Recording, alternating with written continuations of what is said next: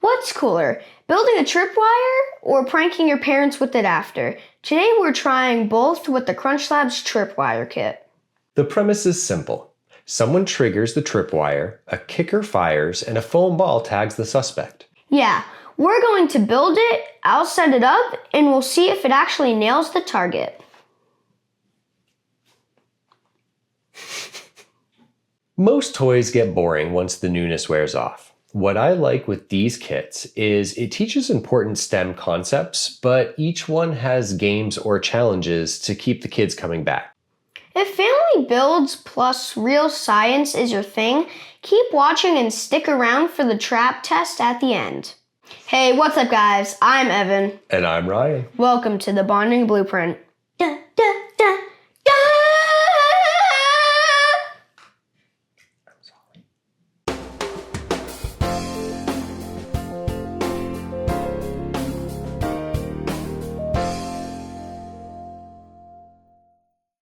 Before we dive into the box, this is actually the third CrunchLabs kit that we've built. If you missed the disc launcher or the coin spinner, we'll link those videos for you down in the description. Each kit has its own STEM focus. The disc launcher taught flywheels and the coin spinner taught ratchets. This one teaches momentum transfer. I like that every box feels totally different, but still builds on what we learned in the last one. It makes me want to see what comes next. And that's the value for parents too. Instead of another one and done toy, these builds keep teaching new concepts while giving kids something fun to test out. Okay, let's get into it and open the tripwire kit. So, we are unboxing the CrunchLabs Tripwire. All right, opening said box. There's a video. We unlocked it. Okay. Yeah, and if this is the first time you've tuned into one of our build videos for the CrunchLabs kit, if you want to get the build instructions, you can use the QR code there, and then I'll link them in the description as well. So, today we are going to be building the tripwire. Okay, so we had originally already watched the build video for this. Yep. So now we're just gonna open this. Do a little unboxing. Look it, it's this! Oh, there you go. Momentum! So we've got our third, so with each build box, it comes with one of these gears, and then they all will go together and turn, and on the last box you get a signature from Mark Rober to put in the middle.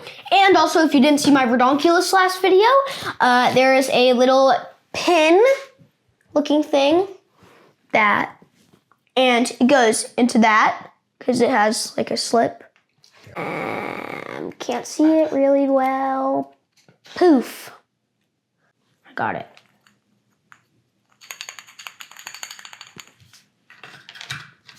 It should click. There it goes. Now it should work. Nice. And this one's all about momentum transfer. Momentum. Okay. Oh, hold on. Quiz time. Parents, remember to reinforce knowledge. First two videos, we've been asking this question every video because I'm trying to teach Evan a little bit as we go through these videos. And I've gotten it wrong both times. So this time, all right, so which one's a bolt and which one's the nut? Bolt. All right. Nut. Okay, good. So folks at home, bolt. The bolt is the piece with the threads, and the nut, a wing nut, because it has wings on it. The nut is always the thing that goes on the bolt. Okay? Well, if it has wings, then wouldn't it fly? It did. You just not see it. It just flew down instead of up. It didn't fly. It just bounced. It flew after it. Okay. All right. So we'll put instructions up here. Since this one only came with one, I'm just the assistant. I don't get to do any building. I just find pieces. One here. Oh. Here. Here.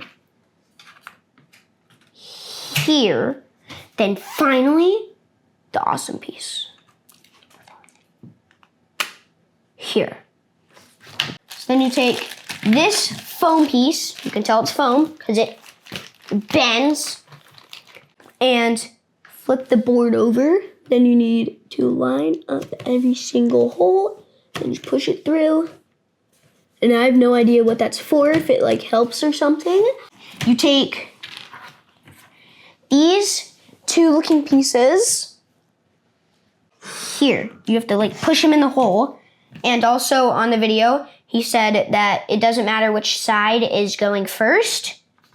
So then, you take a board. Is there CrunchLabs on this? There's not. No, there is not. One of the boards had it. So then, which one's the front. you take that,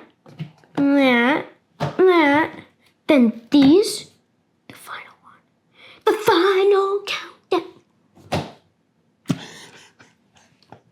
It says, pro tip. Different materials working together as one material makes a composite material. Yeah, like I can't bend Which this. is what that is. It's a composite material.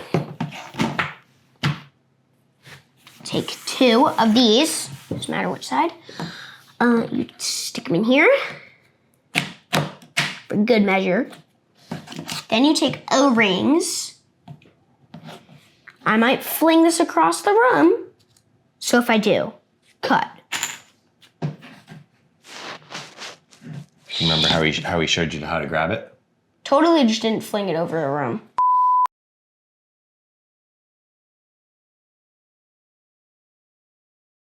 There we go. Yeah! Success. There you go. Yep. Once you get all of them in, and you put the pin across, then you can line it up. Good. Yep. It?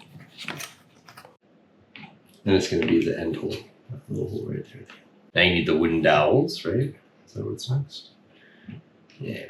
Then you get to line up each one. I'll hold that for you. You get one on each side. Oh, you're going to grab two.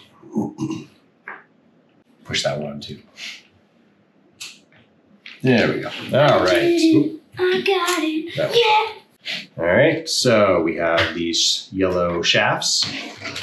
Screw in these bolts, but there's no nuts for these. 1, 2, 3, 4. Okay. Ooh, now give it some rubber band power. I like how a lot of these inventions use rubber bands. All right, so on this one, right, we go through the tier. All right, so yeah, put the string in place. Okay. Then you take this. That's the tripwire, huh? Why is this thing so long?